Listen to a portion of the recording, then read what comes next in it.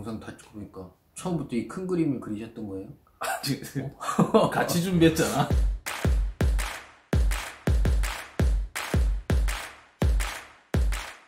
문제를 남겨주시면 답은 저희가 찾겠습니다. 오랜만에 저희가 영상을 찍는데 네. 그 이번에 비상장 주식평가 서비스를 확대하시겠다고 네. 하시더라고요. 굉장히 힘들게. 근데 그 이유가 뭐죠? 비상장 주식 평가 서비스라고 했는데 뭐 이게 뭔지는 아셔야지. 이제 보시는 시청자 여러분들도 네. 뭘 하겠다는지 아실 것 같은데. 네네네. 일단 쉽게 얘기하면 우리가 상장 주식이라고 하는 거는 뭐 삼성전자, 현대자동차, 뭐 SK텔레콤 이래가지고서는 주식 거래 시장에서 거래가 되잖아요. 그 주식 갖고 계신가 보죠? 아, 아니 딱 그렇게 찍으니까. 꼭 그렇지는 않고. 네. 네, 이런 이제 상장된 주식과 다르게 이제 비상장 주식, 네. 흔히 우리가 볼 수 있는 이제 중소기업들 같은 경우에는 비상장이기 때문에 그 회사에도 주식이라는 게 있고요. 그렇죠. 예, 그럼 그 주식에 대해서도 가치에 대한 평가가 필요하고요. 네. 예, 그거에 대해서 저희가 평가와 플러스해서 컨설팅 서비스를 더해서 예, 대표님들께 이제 소개를 하고자 합니다. 박세무사 입장에서는 세무사분들 같은 경우에는 이제 기장하는 업체든 다양한 업체에 이제 비상장에 대한 비상장 주식을 평가를 하시는데 네. 어떨 때 하시죠? 상임이 해달라 하면 하죠.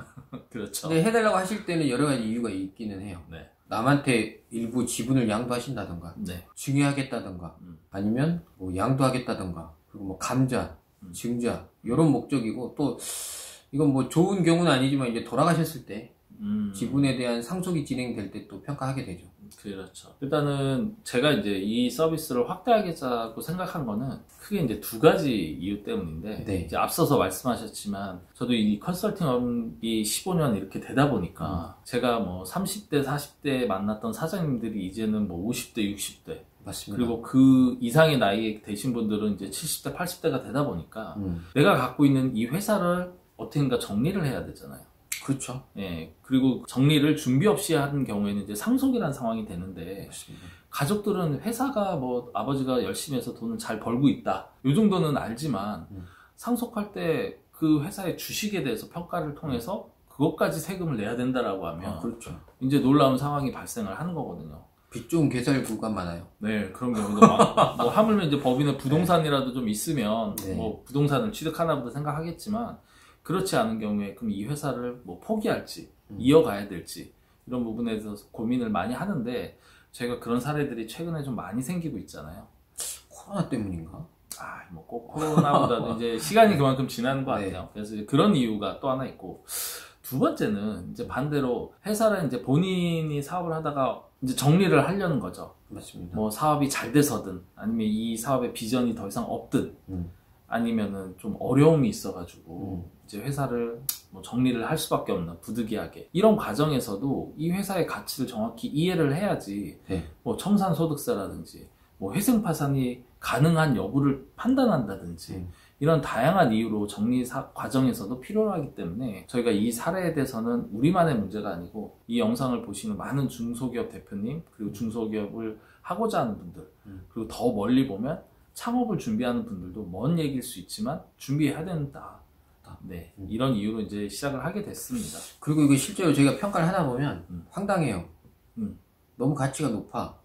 그렇죠. 아까 말한 삼성전자 지금 주가 얼마죠? 뭐 지금 한 6만 원 정도 왔다 갔다 할 겁니다. 그건 뭐 비일비재합니다. 6만 원짜리는 그렇죠. 비상장 주식에서는 주식도 아니에요. 그렇죠. 2, 30만 원짜리 뭐 허다하고. 그렇죠.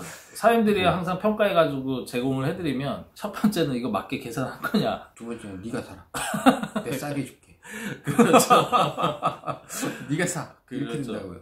아니 이거 팔리지도 않고 누가 사지도 않는데 이렇게 주식이 비싸다라고 하면 첫 번째 놀래지만, 더 두 번째 놀래는 건 이걸로 모든 세금의 기준이 된다고 하면, 그렇죠. 예, 너무 놀라운데. 그게 최소라는 겁니다. 그렇죠. 저희가 이제 이거에 대해서 이제 구체적으로 비상장 주식 평가를 어떤 식으로 하고 유념할 점은 무엇이고, 그 다음에 더 나아가서는 이 비상장 주식 평가를 통해서 저희들이 하고자 하는 컨설팅 업무, 단적으로 저희가 법인의 출구 전략이라고 표현했는데 뭐 출구라는 게 여러 가지 개념이 있죠. 뭐 회사 돈을 빼는 거냐 뭐 이런 분들도 있지만 뭐 그런 것들 포함해서 합법적으로 빼야죠. 예, 뭐 예. 넣어둘 수만은 없잖아요. 그렇죠. 개인화하는 것도 중요하고 또 아까 말씀드린 대로 상속이나 뭐 혹은 가업 승계나 이런 식으로 가족에게 이렇게 회사를 승계하는 경우 이런 것도 있고, 반대로 회사를 언젠가는 정리해야 될 때 그 출구 전략을 정확히 이해하고 컨설팅을 받지 않으면 과한 세금 그리고 부당한 세금을 납부할 수도 있기 때문에 이런 서비스로 연결이 된다. 네. 이렇게 보면 될 것 같고요. 그래도 오늘 스타트하는 입장인데 비상장 주식 평가 어떻게 하는지 한번 간략하게 설명을 해주시죠. 내용이 너무 많은데 일단은 간략하게는 수익에 대한 부분에 가중치를 두는 게 있고 자산에 대한 부분에 가중치를 두는 게 있어요. 그 두 가지를 매치해서 어떨 때는 수익에 3의 가중치를 주고 자산에 2를 주는 경우가 있고 그리고 반대로 자산에 3을 주고 수익에 2를 주는 경우도 있습니다. 이게 이제 세법에는 공식처럼 나와 있어요. 근데 저희가 이제 설명하고 평가 드릴 거는 일단은 세법상 평가액으로 보시면 될 것 같아요. 그렇죠. 일단 그게 기준이 되는 거고, 뭐 수익이다, 자산이다 이런 평가를 했는데 쉽게 이렇게 이해해 보시죠. 뭐 중소기업이라고 하지 말고 만약 음식점을 운영을 해요. 음식점을 운영을 하는데 이 음식점의 가치가 얼마나 되느냐 했을 때 그 음식점이 만약 그 부동산을 갖고 있어요. 네. 혹은 보증금을 갖고 있는 자리가 있는데 보증금이 비싸요. 그럼 이 회사의 자산적으로는 가치가 높겠죠. 차익값이 있는 거죠. 그렇죠. 거기다가 두 번째로 하루에 손님이 100분이 와. 그래가지고 단가가 뭐 평균 얼마고 수익을 얼마를 내. 그럼 수익이라는 가치, 이 두 가지를 평균을 내가지고 이 회사의 가치를 찾을 거고, 뭐 이제 나중에 말씀드리겠지만 이 회사의 영업력, 영업권이라든지 이런 걸 평가를 전체적으로 해가지고 발생되는 걸로 가치를 따진다. 이 정도 좀 이해하시면 좋을 것 같고요. 그게 문제라는 겁니다. 수익 가치가 항상 문제예요. 제가 볼 때는 자산 가치도 그렇지만 어떤 의미에서 장사가 언제 잘 될지 안 될지 이게 이제 물론 모든 주식이 그렇겠지만 비상장 회사는 특히나 좀 작잖아요. 이게 말씀하신 것처럼 뭐 닭집이 잘 됐다. 근데 이제 코로나 터졌어요. 그러면 안 될 거 아닙니까? 그렇죠. 그렇지만 주식 평가는 과거로 평가하기 때문에 잘 된 걸 가지고 평가를 해야 돼요. 그럼 그런 상황에서 이제 어떤 지분에 대한 이전의 이슈가 생기면 큰 돈을 내야 되는 경우가 생기는 거죠. 그렇죠. 뭐 이제 조금 더 여기서 플러스하면 만약 닭집을 평가를 했더니 10억이다.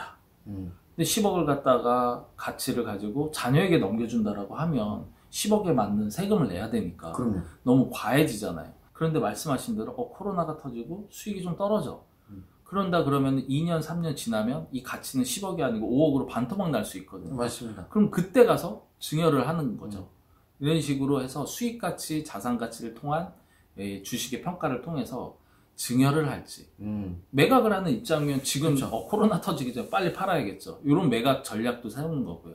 그것도 가격을 알아야 내가 대비가 되는 거죠. 그렇죠. 그래서 첫 번째로 저희가 비상장 주식 평가를 통해서 현재 위치를 파악하고 이걸 향후에 어떻게 예측을 하고 그 시점에 맞춰서 증여든 양도든 사업 정리든 방향을 잡아가는 그런 컨설팅을 하는 거고, 일단 비상장 주식 평가 오늘 했는데 그래도 맛보기로 비상장 주식 평가를 잘못한 사례, 네. 이렇게 하면 안 된다. 대표적인 사례 하나 있으면 말씀해 주시죠. 이게 평가하는 방법을 보다 보면 이제 재평가를 해야 되는 경우가 있어요. 네. 예를 들어서 회사 자산 중에 부동산이 있다. 토지나 건물 이런 게 있지 않습니까? 네. 오래전에 샀으면 이게 지금 가치가 아니잖아요. 그렇죠. 뭐 살 때는 10억 주고 샀지만 지금은 20억이 될 수도 있고 100억이 될 수도 있는 거고. 그렇죠. 3, 40년 전 거면. 네네. 근데 항상 평가는 시가예요. 그렇죠. 그래서 장부만 가지고 평가를 했다가는 큰 코 다칠 수 있습니다. 이거 10억을 평가해서 했다 거래하면 어떤 일이 생기냐면 국세청에도 이제 비상장 주식 평가가 있지 않아요. 네. 그게 이제 프로그램이 돼 있기 때문에 이게 가격이 많이 틀어지면 소명이 날아옵니다. 왜 100억짜리를 10억을 평가해서 거래하셨죠? 이거 추징, 그렇죠. 그냥 당할 수밖에 없는 그런 일이 생깁니다. 그래서 이제 부동산이 있다거나 이제 가치가 올라가는 것들에 대해서는 재평가하는 게 필요하다.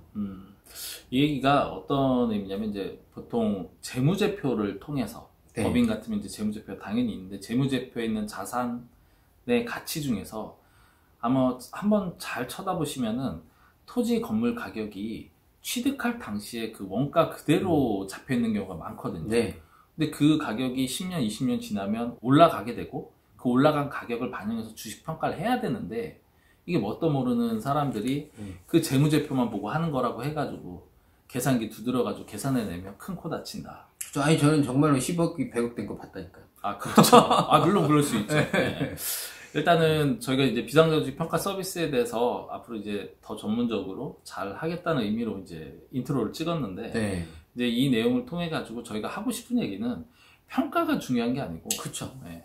우리 박세무사님 세무 업무를 하시지만 비상장 주식 평가 그냥 세무사 내가 담당하는 세무회계사한테 평가해달라고 하면 되는 거 아니야? 이렇게 질문하시는 분도 있거든요. 굳이 너네한테 맡길 필요 있어? 네. 이렇게 하실 수 있는데 세무사님 그렇게 평가는 하실 수 있잖아요. 평가는 할 수 있죠. 그렇죠.